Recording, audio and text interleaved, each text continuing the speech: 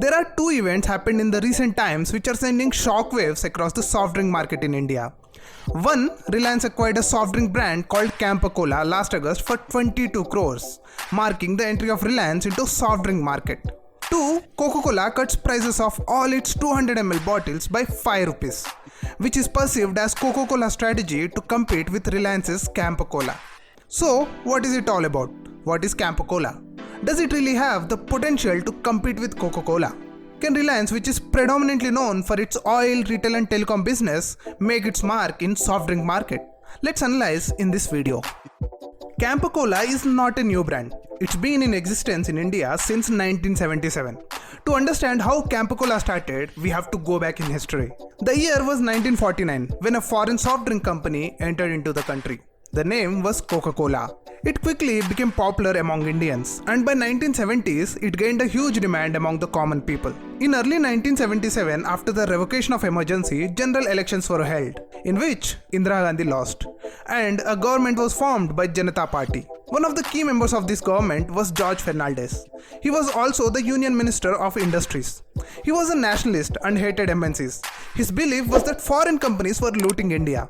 Around the same time, Coca-Cola was making record profits out of India, which didn't go well with George Fernandez.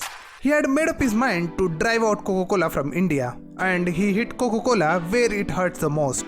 We all know that Coca-Cola is highly secretive about its recipe, or the formula used to prepare Coke, and would never reveal it even at the gunpoint. And government asked Coca-Cola to reveal their secret formula. For Coca-Cola, options were clear, either reveal its secret formula or leave India. And Coca-Cola chose the second option. Coca-Cola starts winding up its operations, closes bottling plants and leaves India in 1977. Coca-Cola was the only cola brand in India at that time. It leads to a huge void as there is no cola drink in the market. When Coca-Cola quit India in 1977, operations of its bottling franchise Pure Drinks came to a halt. For some time, it was distributing government's 77 Cola, but it didn't work out. The owner of Pure Drinks, Satwant Singh, had some other ambitious plans in his mind. He wanted to launch his own cola brand to fill the gap left by Coca-Cola. By the end of the year, his team developed a concentrate formula which tasted similar to Coca-Cola. It was now time to brand this new cola drink by Pure Drinks. Since the company was well aware of the fact that consumers loved and even obsessed with Coca-Cola brand, it chose the name which imitated it, Campa Cola. They were trying to replicate Coca-Cola. Even the font and the colors of the Campa Cola were replica of Coca-Cola. Campa Cola turned out to be a successful brand within weeks. However, its supply was limited only to around Delhi region and metros. This way, the void left by Coca-Cola was quickly filled by local brands. So, there was still no pan-Indian cola brand which can fulfill the void left by Coca-Cola. Fast forward to 1991. Government led by P.V. Narasimha Rao brought in reforms and liberalized Indian economy. Coca-Cola also re-entered the country. This affected Campa Cola. Coca-Cola and Pepsi began to overtake Campa Cola with an aggressive advertisement policy and market network. Slowly, Campa Cola's popularity went down. Campa Cola's Delhi bottling plant and offices were closed in 2001 and 2009. The brand just stayed limited to Haryana till 2012, after which it was closed. And in 2022, Reliance Consumer Products Limited acquired Campa Cola brand from Pure Drinks Group for a reported 22 crores.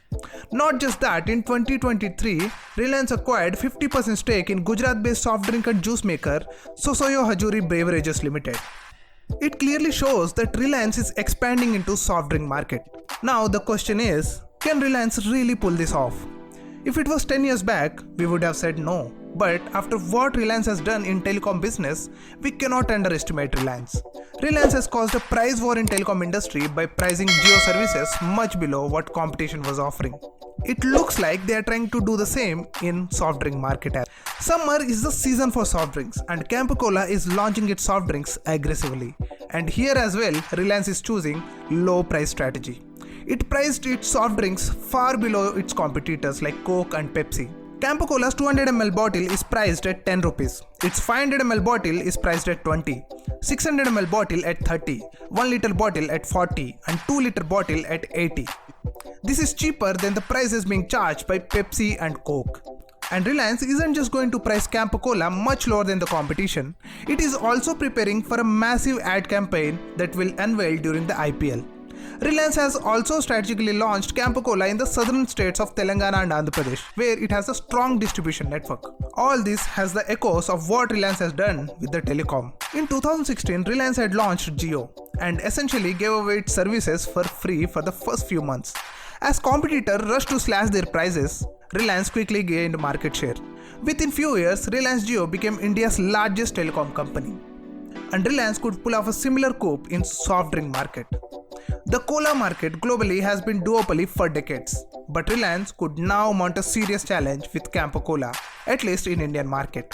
Reliance has the deep pockets to engage in the price war, and it also has the distribution network to make sure its products reach the end consumer on time. All that being said, soft drink market has its own challenges. Brand recognition of Coca-Cola and Pepsi brands is far superior. Very small portion of the population knows what is Campa Cola, and I guess today's generation don't even know that this brand exists. Coca-Cola cuts prices of its 200 ml glass bottles by 5 rupees. The glass bottles, which used to cost 15 rupees previously, now cost 10 rupees. This news sends shockwaves, and it is being perceived as Coca-Cola's strategy to deal with Campa Cola, because Campa Cola's 200 ml bottle as well priced at 10 rupees. On the surface, it might look like Reliance has forced a giant like Coca-Cola to reduce its prices, but that's not exactly true.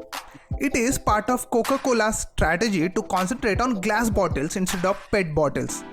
But why suddenly Coca-Cola is concentrating on glass bottles? For that, we need to understand the cost part of it. You must have seen these soft drink crates in which glass bottles are stored. These are not free of cost. Retailers have to pay a deposit called crate deposit to Coca-Cola for them. Crate deposits usually cost anywhere between 50 to 100 rupees, while PET bottles go straight into the refrigerator, which means it is beneficial for the retailer to sell PET bottles as there is no crate deposit and he don't have to store the empty bottles. But for company side, they will incur the packaging cost. Problem comes when the prices of this packaging material goes up, and that's exactly what happened due to COVID. Prices of all the inputs went up, especially plastic. The inflation is still rampant today, but Coca-Cola realized that glass bottles are the least impacted packaging due to inflation. So now Coca-Cola want to concentrate on glass bottles instead of disposable PET bottles. Also, glass bottles have their own benefits. It is a one-time investment and glass bottles can be reused. Also, when the prices are rising due to inflation, people tend to look for more affordable options. So now they want to concentrate on glass bottles.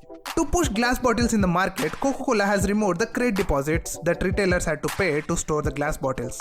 Also, these crates improve the visibility of beverages in the store since they are usually stocked up in the front. Coca-Cola gets 7 to 8% of its business from selling glass bottles. Now the distributor have been directed to increase the share to 50%. It clearly shows that Coca-Cola is pushing for glass bottle sales. All this started way back in 2022, even before Campa Cola was acquired. Again, if we assume that Coca-Cola is reducing prices in response to Campa Cola's entry, then why Coca-Cola only cut prices on its 200 ml bottle? Why not on all other packs like 500 ml and 2.2 liters? So in conclusion, Campa Cola may give a tough competition to Coca-Cola, but for now the competition has not yet started. Campa Cola has a long way to go and Coca-Cola is already there.